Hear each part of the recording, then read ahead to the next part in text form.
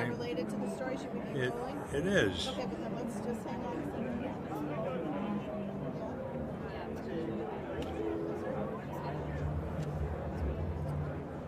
Okay, go ahead.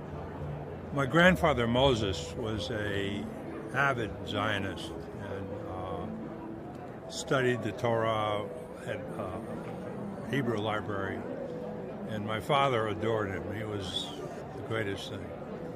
He died young, he was in his 50s, and so my father sort of carried on his tradition of strong feelings toward Israel. And so when I was born, Dan was born before my grandfather died, so he was Daniel. I was born shortly after he died, so I always got my grandfather's name. Well, growing up in Texas as Moses was not the easiest thing in the world. I was told that my folks had a real fight over that battle. My mother lost, but that's fine. Talking about my father is he once told my mother that he had a mistress, and she said, "Well, who is that?" He said, "Israel is my mistress." So his whole life was, other than his job, because that's what afforded him to give so much money to Israel. And the story that we told that I learned secondhand was that in the 48 war,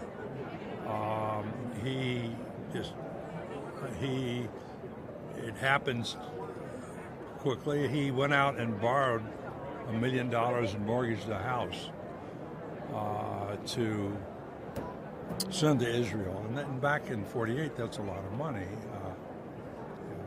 And the business wasn't nearly as big then as it became. And then the same thing happened again in the Yom Kippur War, where they needed to raise money. So he mortgaged the house again. They didn't say the amount. So he was very devoted and committed.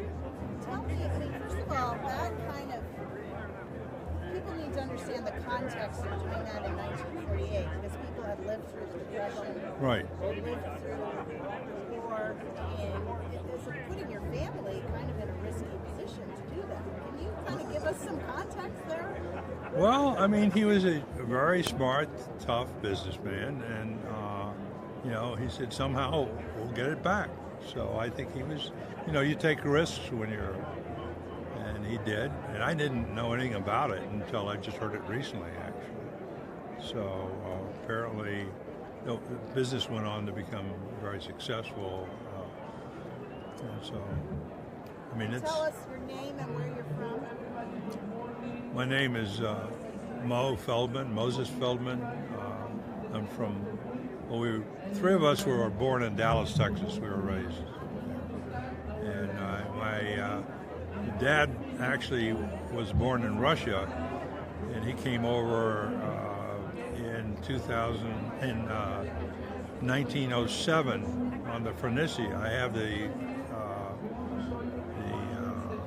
ship's manifest, and he was 2 months old. I'm told that they were in steerage, and the boat ride was so rough that his mother couldn't nurse him, my grandmother, and the captain said that she would throw the baby overboard unless she could feed him. He didn't want him to starve to death.